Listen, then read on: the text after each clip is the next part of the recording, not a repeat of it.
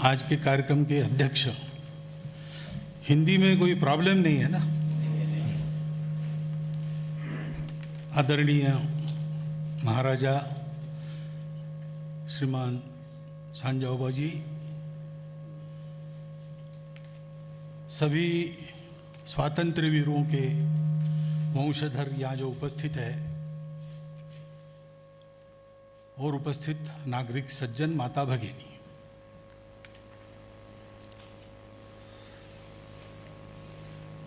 हमारे लिए यानी हम मणिपुर वासियों के लिए और सब भारतवासियों के लिए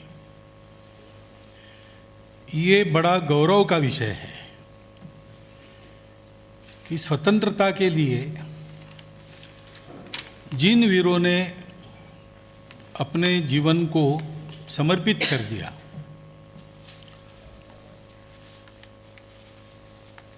स्वतंत्रता के 75 साल पूर्ण होने पर हम उनको स्मरण कर रहे, इतना ही नहीं तो उनके बारे में जानकारी बढ़ा रहे हैं।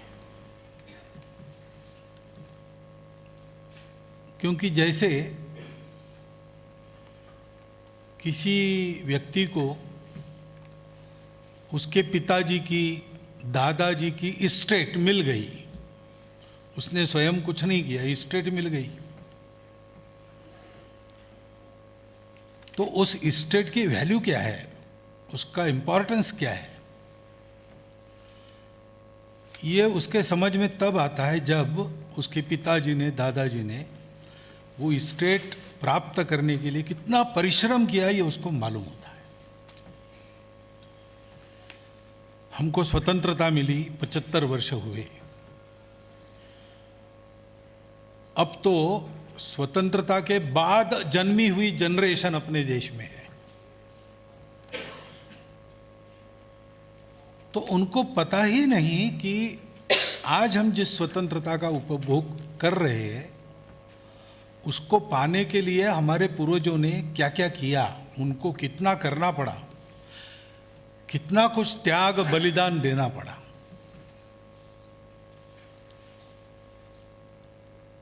इतना त्याग बलिदान करने की ताकत हमारे पूर्वजों की थी, उनका ही खून हमारे नसों में बह रहा है, तो हम भी उतना ही त्याग बलिदान करते हुए अपने देश को बड़ा कर सकते हैं, अपने जीवन को वास्तविक स्वतंत्र और सुखी जीवन बना सकते हैं।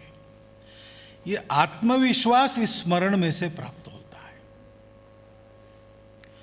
ये भी पता चलता है कि हमारा ये जो कुल है भारतवंशियों का, मणिपुर का जैसे है वैसे सारे भारत में हुआ है ये संघर्ष। कभी कभी बताया जाता है कि ये संघर्ष केवल कहीं पर उधर नॉर्थ इंडिया में हो, ऐसा नहीं है। अंग्रेजों के विरुद्ध संघर्ष केवल 1857 में हुआ ऐसा भी नहीं, उसके पहले से शुरू हुआ है और 1947 तक कंटिन्यूअस चला है। थोड़ा थोड़ा सुलगने लगा, फुल फ्लेयर उसका 1857 के आसपास आया, बाद में वो बुझा नहीं, वो चलते रहा। तो केरल में 1830 में वीर पांड्य कट्टबोमन ने संघर्ष शुरू किया। उसने एक प्रोक्लेमेशन पब्लिश किया और प्रोक्लेमेशन सारे भारत के लिए पब्लिश किया और उसमें ये कहा कि ये जो गोरे लोग आए हैं बाहर से, इनके आने के कारण खाने में नमक और पूजा में कर्पूर महंगा हो जाएगा, इसलिए इनको हटा लो अभी। देखिए, बाहर से आया है, हम पर राज नहीं करना चाहिए, वी कैन रूल आवरसेल्व्स, एक स्वतंत्रता की भावना है। और स्वतंत्रता का डेफिनेशन भी है, खाने में नमक, फिजिकल प्रॉस्पेरिटी, मटेरियल प्रॉस्पेरिटी, और पूजा में कर्पूर, स्पिरिचुअल प्रॉस्पेरिटी और इंडिपेंडेंस।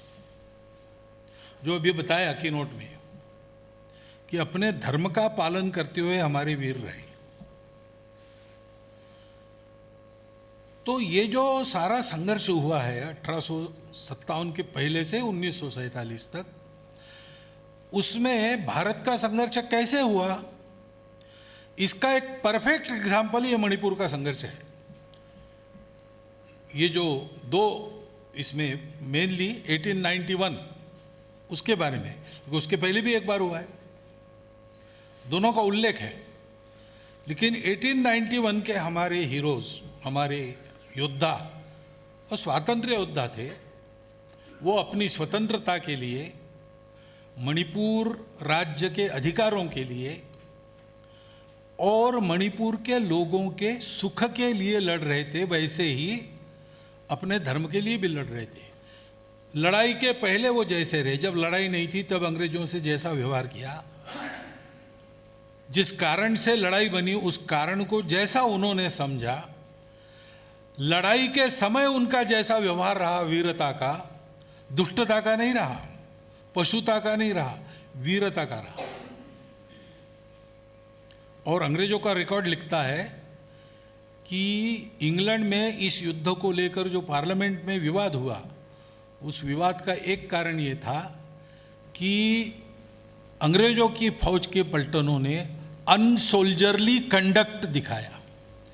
हमारे वीरों ने थोड़े होते हुए भी अनसोल्जरली कंडक्ट नहीं दिखाया और युद्ध में विजय प्राप्त होती है, पराजय भी प्राप्त होता है। तो जैसे गीता कहती है, सुख दुखम समय कृत्वा लाभा लाभौ जया जयो, वैसे उस युद्ध में पराजित होने के बाद भी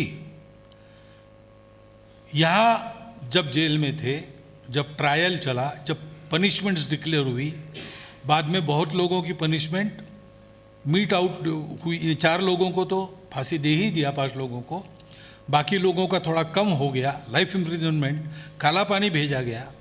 वहाँ पूरे इसमें जो कंडक्ट रहा और वापस आने के बाद का कंडक्ट रहा, डिटेल तो नहीं है लेकिन जो इंडिकेशन मिलता है अवेलेबल इंफॉर्मेशन से, वो इंडिकेशन कहता है कि हमारे लोगों का व्यवहार पूर्णतः हमारी धर्म संस्कृति परंपरा के अनुकूल था, वेरी डिग्निफाइड था, मनुष्य के जैसा, स्वाभिमानी मनुष्य के जैसा था। तो उस परिस्थिति में भी उन्होंने अपना आचरण नहीं छोड़ा, अपने तत्व की भूमिका पर स्थिर रहे। उसके फलस्वरूप मृत्यु मिला तो मृत्यु को हंसते हंसते स्वीकार किया। काला पानी जाना था, काला पानी गए, वापस आए, यहां आने नहीं दिया, कुछ कर नहीं सकते थे, शक्ति नहीं थी, तो वृंदावन में रहे, राधा कुंड में रहे। त्रिपुरा में एक बाद में वापस आ गए, वहां उनका एक नदी के किनारे अंत्य संस्कार हुआ, लेकिन खबर यहां देर से आई तो यहां के विधि के अनुसार उनका एक पलाश वृक्ष की ब्रांच रखकर उसका अंत्य संस्कार हुआ, ऐसा वर्णन मिलता है। तो हम लोग केवल, हमको बाहर का कोई नहीं चाहिए, केवल इतना नहीं, हमारा अपना कुछ है, उसके प्रिजर्वेशन के लिए हम लड़े। स्वतंत्रता हमारी केवल तंत्र को लेकर बात नहीं थी, स्व को लेकर भी बात थी। हम भारत के लोग हैं, भारत के हर प्रांत के, हर भाषा के, हर जाति के लोगों का एक स्व है जो हम सबको जोड़ता है।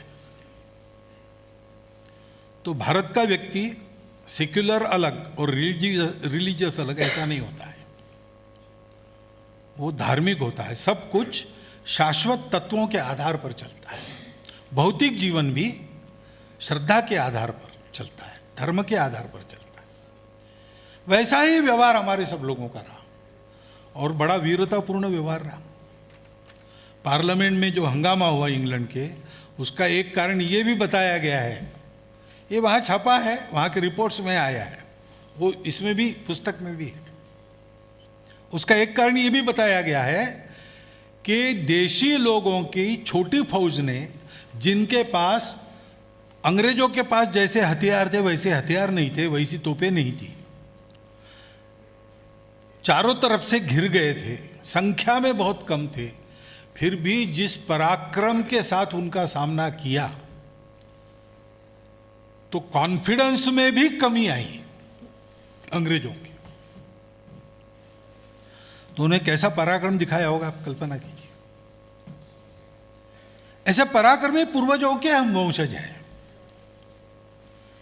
हम अपने पूर्वजों को स्मरण करते, अपने शहीदों को, हुतात्माओं को स्मरण करते, तो हमारी कृतज्ञता तो प्रकट होती ही है और होनी ही चाहिए। अपने यहाँ पर एक शब्द है श्राद्ध, धर्म विधि है। श्राद्ध है श्रद्धा को प्रकट करना, श्रद्धा पूर्वक करना। हमारी हमारे पूर्वजों के प्रति श्रद्धा है, क्योंकि वो श्रद्धास्पद जीवन के धनी लोग हैं। मैं महाराष्ट्र से आया हूं, मैं डायरेक्ट डिसेंडेंट भी नहीं हूं, मणिपुरी भाषा नहीं जानता, मणिपुर में 8-10 बार आया हूं, बस इतना ही है। लेकिन यह पुस्तक पढ़ने के बाद मुझे भी मन में उन शहीदों के प्रति एक श्रद्धा का, गौरव का अनुभव होता है। और ऐसा मणिपुर भारत में है, इसलिए भारत का भी संबंध उनसे है, इसका आनंद होता है। ये हमारी उनके प्रति श्रद्धा है। उस श्रद्धा के चलते हम उनका स्मरण करते, ये बात तो ठीक ही है। लेकिन उनका जीवन, उनका परिश्रम, उनका युद्ध, उनका त्याग, उनका बलिदान, ये हम सब लोगों को आज हमने कैसा जीना चाहिए, इसका पथ प्रदर्शन करता है। हमको वैसा ही जीना है, इन्हें हाथ में हथियार लेके किसी से लड़ाई नहीं करनी है, लेकिन वैसा ही स्वाभिमान हमारा होना चाहिए।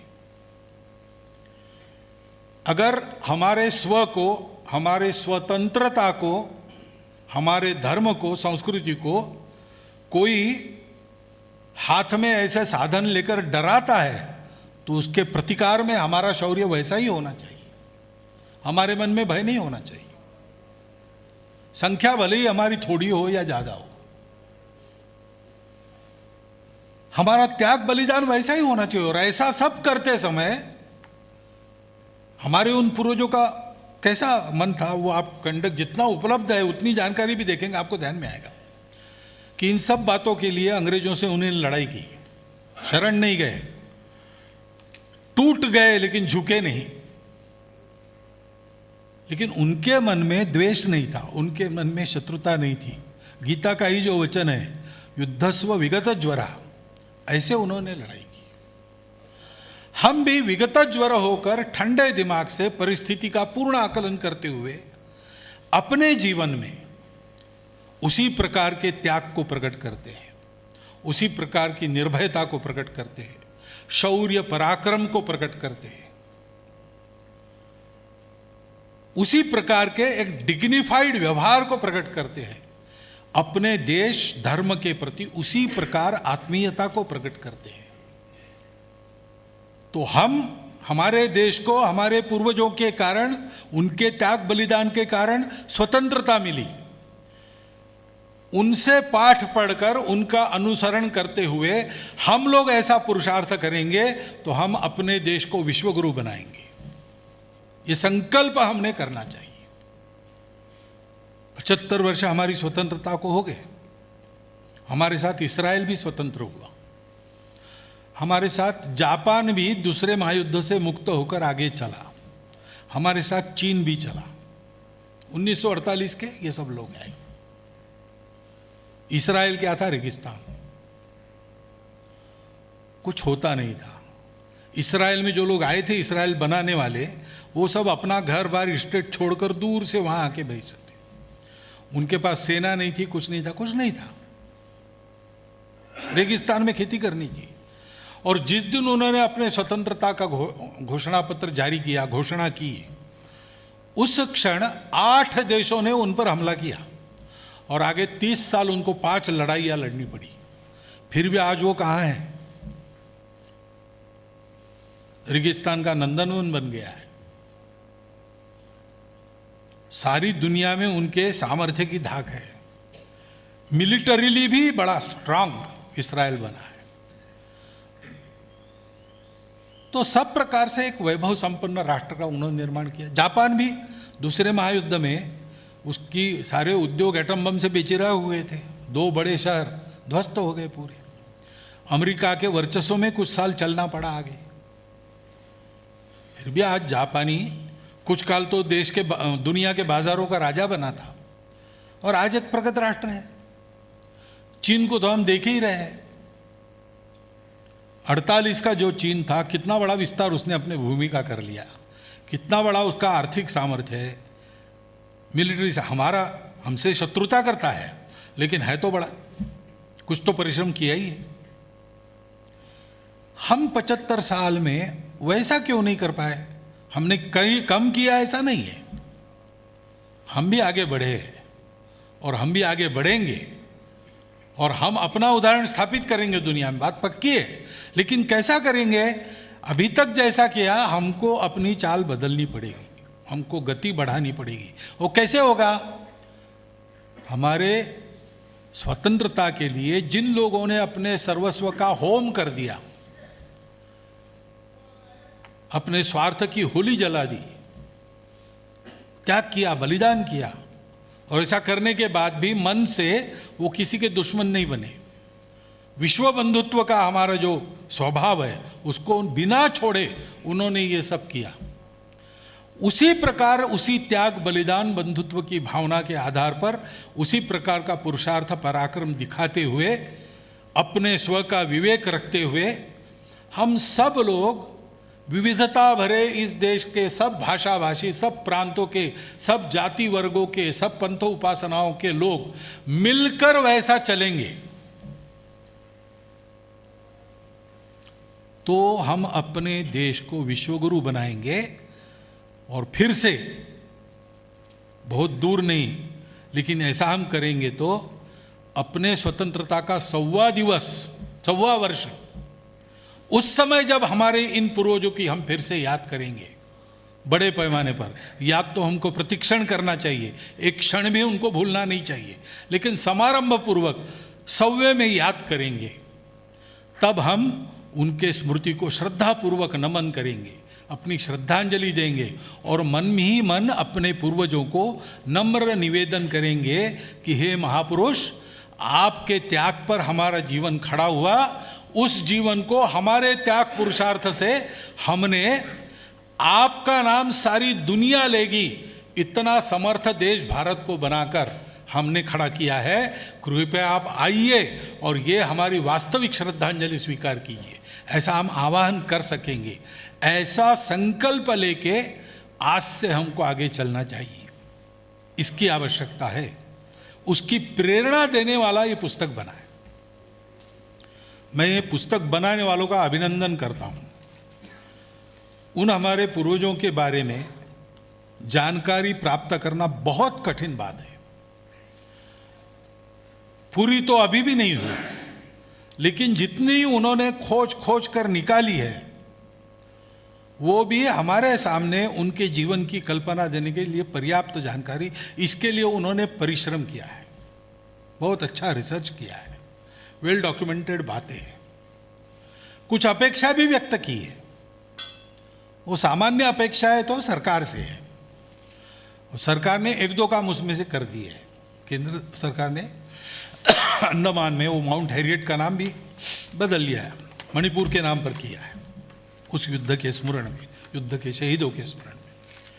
वो काम सरकार करेगी, धीरे धीरे होगी। सरकार हमेशा धीरे चलती है, वो जल्दी चल ही नहीं सकती।